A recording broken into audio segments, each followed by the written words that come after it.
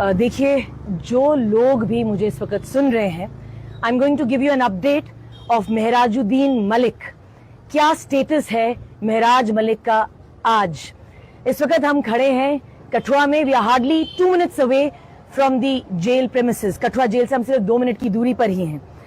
सबसे पहले मैं महराज के फॉलोअर्स को, महराज के वोटर्स को और महराज की वो दुनिया भर के फॉलोअर्स जो उनको फॉलो करते हैं, जो उनको देखते हैं, उनके फैंस, चाहे वो सोशल मीडिया फैंस हो, चाहे वो उनके काम की प्रशंसा करने वाले फैंस हो, उनके लिए मेरा ये लाइव अपडेट है।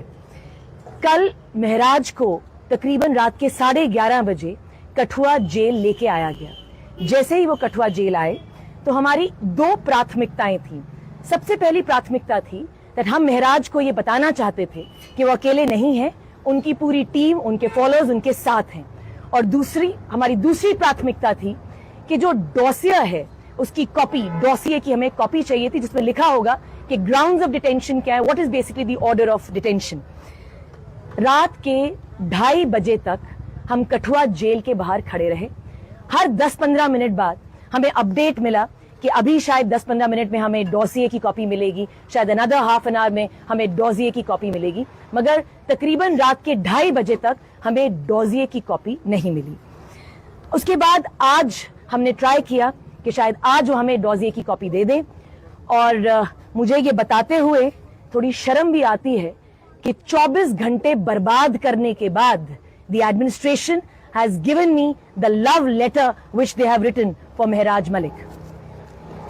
इसे ध्यान से देखिए, ये डॉसिये तैयार किया गया है महराज मलिक के अगेंस्ट। कितने पन्नों का ये डॉसिये है ये आप खुद ही आइडिया लगा सकते हैं। It runs in almost hundreds of pages। मैं शायद खोल के आपको दिखाती, मगर we have to, our legal team has to sit, इसीलिए मैंने आपको खोल के ये डॉसिये नहीं दिखाया। सुबह जब हम गए तो डॉसिये की कॉपी हमें नहीं मिली। उसके बाद जब मैंने एंट्री करी तो मैंने उनसे पूछा, उनसे रिक्वेस्ट किया एट द गेट कि मुझे एक डॉसिये की कॉपी चाहिए and I wanted to meet महराज।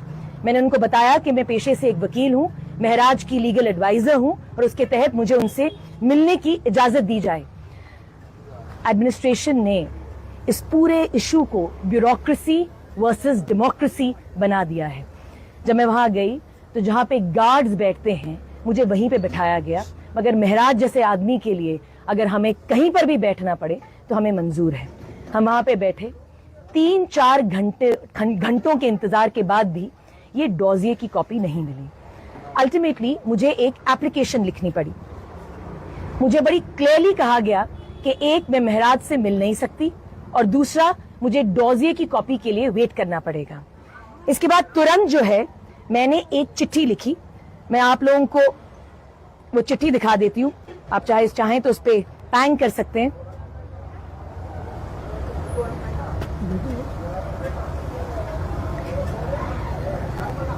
इस चिट्ठी में 2 चीजें हमने मेंशन करी। पहले, रिक्वेस्ट करी महराज मलिक को मिलने दिया जाए, और दूसरा, copy of the dossier provide किया जाए। इस चिट्ठी में मैंने बड़े एक्सप्लिसिटली लिखा that I am the legal adviser for Maharaj Malik, और इसी के साथ उन्होंने मुझे पूछा कि आप वकील हैं या नहीं, इसका क्या सबूत है। मैंने अपना एनरोलमेंट सर्टिफिकेट दिया और उन्हें बताया ये सबूत है कि मैं पेशे से एक वकील हूं। इसके बाद जब ये एप्लीकेशन सबमिट की गई तो मैंने उनसे पूछा कि क्या अब मुझे महराज से मिलने की इजाजत है। महराज से मुझे मिलने नहीं दिया गया। जो लोग भी मुझे सुन रहे हैं, we do not know how Mehraj is, मगर मेरी बहुत रिक्वेस्ट के बावजूद भी महराज से मुझे नहीं मिलने दिया गया। अल्टीमेटली जब ये एप्लीकेशन गई तो उसके बाद महराज ने एक चिट्ठी लिखी। जब मेरी रिप्रेजेंटेशन गई तो ऑफ कोर्स जेल अथॉरिटीज ने महराज को बताया होगा कि उनकी लीगल एडवाइजर बाहर हैं, तो उसके बाद महराज ने एक लेटर लिखी है। मैं रिक्वेस्ट करूंगी कि आप पैंग करें इस पे।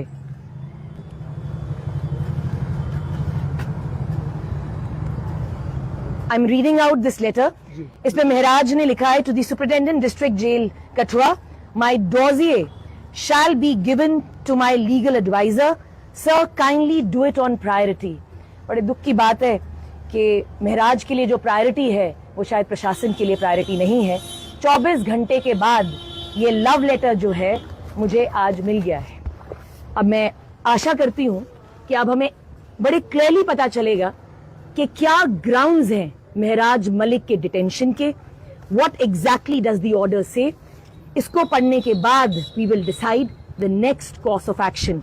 जितने मर्जी आप पीएसए लगा लीजिए, जितने मर्जी पन्नों का आप डॉजिए तैयार कर लीजिए, मगर महराज मलिक के नाम का ये जो सैलाब है ये रुकने वाला अब नहीं है। क्या देखते हैं आपको क्यों नहीं मिलने दिया गया, बीइंग लीगल एडवाइजर और बीइंग ए डिटेंशन पर्सन की अंदर है वो, उनके भी कुछ राइट्स हैं लीगल, क्योंकि हर किसी के राइट्स होते हैं। देखिए तो मुझे आपको क्या लगता है क्यों नहीं मिलने दिया गया, क्या कुछ कारण जो है वो हो सकते हैं? मुझे लगता है प्रशासन को सबसे पहले कॉन्स्टिट्यूशन पढ़ना पड़ेगा और अपने जेल मैनुअल भी पढ़ने पड़ेंगे।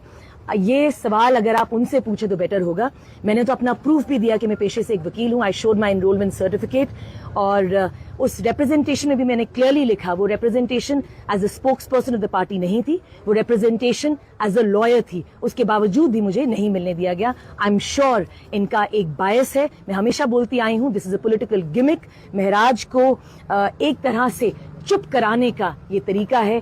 वो जानते थे कि महराज जो है गरीब लोगों के मसले उठाते हैं, गरीब लोगों के बारे में बोलते हैं, और वो उनको चुप कराना चाहते थे। ये पीएसए जो है ये दंड महराज के लिए नहीं है, ये पीएसए उन हजारों लोगों के लिए दंड है जिन्होंने महराज को वोट दिया। फिलहाल ये मानकर चलें कि उनकी अंदर की खैरियत का आपको कुछ भी अंदाजा नहीं? Absolutely. लेटर आपको मिला मुझे सिर्फ जी, क्योंकि ये लेटर भी जो है ये मुझे तब मिला है कि जब मैंने एक रिप्रेजेंटेशन लिखी है, उनको एक लेटर लिखी रिक्वेस्टिंग कि मुझे उनसे मिलने दिया जाए, और दूसरा रिक्वेस्टिंग फॉर अ डॉजिए। अब उनकी अपनी प्रतिक्रिया होगी, अपना उनका एक प्रोसीजर होगा। उसके बाद जब उन्होंने महराज जी को ये दिया होगा कि बताया होगा कि आपके लीगल एडवाइजर हैं, उनको ये लेटर पढ़ाई होगी, तब महराज जी ने भी एक क्लैरिटी दी कि इनको प्रायोरिटी पे मेरा डॉजिए जो है प्रोवाइड किया जाए। क्या देखते हैं कि जिस तरह से एक सिटिंग एमएलए पर पीएसए जो है वो इम्पोज हुआ है, क्या आपको लगता है कि वाकई में डेमोक्रेसी को और बढ़ चढ़कर मजबूत किया गया है, जैसे सरकारें प्रदेश के बाहर चुनावों में बड़े बड़े दावे करती हैं? देखिए मैं हमेशा बोलती आई हूं कि where there is no voice there is no democracy. आप डिसेंटिंग ओपिनियन को डिसेंट रख के, डिसेंट वो शब्द का इस्तेमाल करके साइडलाइन कर सकते हैं, मगर आप उसको रिजेक्ट नहीं कर सकते। महराज एक ऐसी आवाज है जो ब्यूरोक्रेसी को उसकी खामियां याद दिलाते हैं। शायद यही रीजन है कि ब्यूरोक्रेसी को वो इतने खटकते हैं। अब इसका आगे नतीजा क्या होगा, इस डॉजियर के साथ, हमारी डॉजियर के साथ हमारी लीगल टीम बैठेगी। क्या इस प्रेम पत्र में लिखा गया है महराज मलिक के लिए, हम पढ़ेंगे और नेक्स्ट कोर्स ऑफ एक्शन जो है डिसाइड करेंगे। डोडा में भी भारी विरोध देखने को मिला है, लाठीचार्ज भी हुआ है, अलग अलग तस्वीरें सामने आई हैं। क्या देखते हैं कि जिस शख्स पर पीएसए लगाया गया है लोग उसके लिए सड़कों पर हैं, और जिसने लगाया है उसके खिलाफ सड़कों पर हैं? देखिए मुझे ये कहते हुए गर्व महसूस होता है। डोडा की जनता ने आज बता दिया कि हिंदुस्तान में डेमोक्रेसी चलती है और ब्यूरोक्रेसी उस डेमोक्रेसी को दबा नहीं सकती। महराज उनके चुने हुए प्रतिनिधि हैं। एक इलेक्टेड रिप्रेजेंटेटिव पे आप पीएसए लगाएंगे on frivolous grounds, that of course is not going to be tolerated. और पीएसए का मतलब हुआ पब्लिक सेफ्टी एक्ट। अगर आप ऑर्डर ऑफ डिटेंशन पढ़ें, जो हम बाद में I think we'll release this, उस ऑर्डर ऑफ डिटेंशन में क्लियर है दैट पब्लिक की पीस, पब्लिक की ट्रैंक्विलिटी की बात हुई है। ट्रैंक्विलिटी का मतलब होता है piece, Shanti.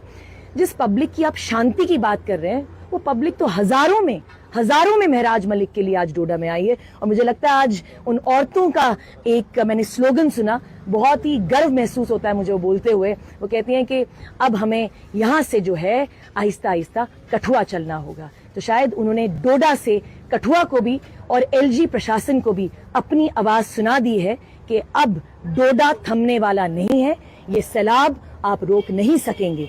Whatever the legal nitty-gritties are, we will handle in the court. Representation बनेगी, क्या alternative remedies हम exhaust करेंगे, that the legal team will decide. मगर डोडा की जनता ने क्या decide करना है वो शायद उन्होंने आज डीसी डोडा को बता दिया है।